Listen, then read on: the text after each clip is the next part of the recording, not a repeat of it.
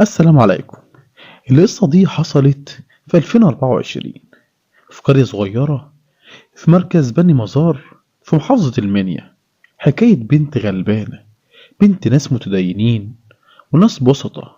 ولدها كان راجل أزهري من حاملة كتاب الله، مربيها هي واخواتها على الدين والالتزام، ولا كان عندهم أي مشاكل أو أي خلاف مع أي حد من المنطقة أو القرية اللي هم كانوا عايشين فيها.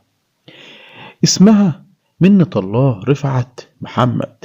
كانت حوالي 24 أو 25 سنة، وكانت الأخت الوسطى في 5 بنات، وليهم أخ صغير عنده 12 سنة. البيت كان بيت محترم، والناس كلها بتحب الأسرة دي علشان سمعتهم الطيبة والتزامهم الديني. والد منة اتوفى قبل الحادثة دي بشهور معدودة، وكان مدير معهد أزهري، ووالدتها محفظة قرآن. في يوم 7 مايو 2024 منة الله اتخطبت لشاب محترم ابن ناس طيبين من نفس القرية اللي هم فيها، ولكن شغال ومتغرب في السعودية. فالعيلة وافقت على الخطوبة، والفرحة ملت البيت، والفرحة كانت باينة على وش منة. الفرحة دي استمرت أسبوع. على يوم 14 مايو 2024 منة اختفت من على وجه الأرض بالكامل. وتعالوا نقول لكم ايه اللي حصل في اليوم ده. في صباح يوم 14 مايو منة صحيت بدري وكانت صايمة، وراحت شغلها على الشركة اللي هي شغالة فيها اللي هي اسمها مشروعي. وهي شغالة هناك بتحصل أقساط من الناس اللي بتتعامل مع الشركة. الشغل بتاعها كان يطلب منها انها تروح قرى وتروح مشاوير كتير، واحيانا كان بيكون معاها حد موظف من نفس الشركة، واحيانا بتكون بنت زيها، ده في اغلب الاحيان. في يوم الاختفاء منة وهاجر راحوا البنك في مركز بني مزار. فاثناء وجودهم في البنك منة استلمت مكالمة من واحدة من العملاء، قالت لها انها لازم تخرج دلوقتي تقابلها بره البنك علشان تديها القسط اللي عليها، علشان هي راكبة توك توك وما معهاش وقت نهائي ان هي تخش البنك تديها الفلوس دي. وفعلا منة خرجت، وهنا بدأت الحكاية السودة واللي حصل مع منة. لأن أول ما خرجت لوحدها وسابت هاجر في البنك.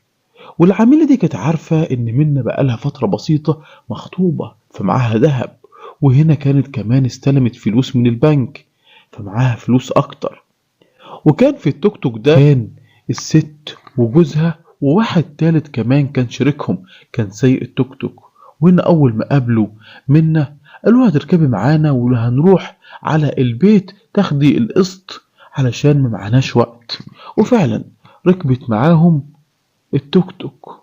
ولكن من يومها وهي مش بترد على أي مكالمة، لأن تليفونها اتقفل ومفيش حد من أهلها عارف يوصل لها.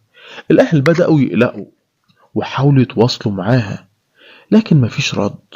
وراحوا للشرطة، ولكن الشرطة قالوا لازم يعدي 24 ساعة علشان يحرروا محضر اختفاء. في اليوم التاني بعد ما دخلوا في البحث والتحريات بدأوا يشكوا في حاجة وحشة حصلت لمنة.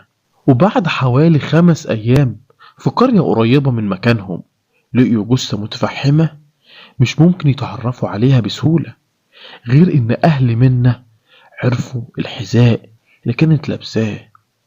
ودي كانت العلامة الوحيدة اللي أهلها عرفوا إن اللي قدامهم دي هي منة. والطب الشرعي عمل فحص دي ان ايه واكد ان الجثة لمنة، وكان الجثة مشوهة جدا ومحترقة لدرجة 90% من جسمها مع آثار خنق وطعن.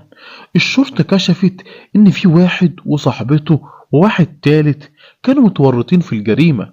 الراجل ده كان مديون ومغرق نفسه في قروض للشركة اللي شغالة فيها منة، وكان عارف إن منة شغالة في الشركة وبتجمع الأقساط، وقرروا يخطفوها ويخلصوا عليها علشان يسرقوا دهبها والفلوس اللي معاها.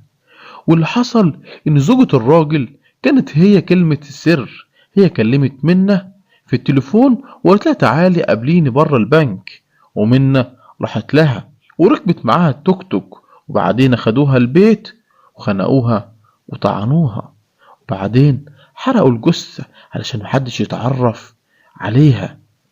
القصة دي صدمت القرية كلها، والناس اتعاطفوا مع منة واللي حصل لها من الناس دي. ما كانوش متوقعين ان حد ممكن يعمل كده، خصوصا لواحدة من اهل القرية وهي بنت طيبة واهلها ناس طيبين. دي كانت قصة منة الله رفعت محمد، ضحية جريمة وحشية.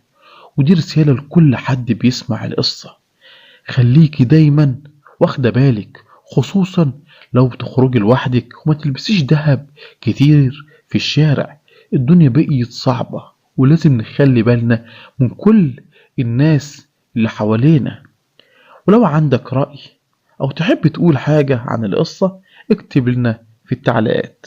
ولو عايز تسمع قصص تانية زي دي ما تنساش تشترك في القناة وفعل زر الجرس. وكده تكون انتهت حلقتنا، استنونا في الحلقة اللي جاية. سلام.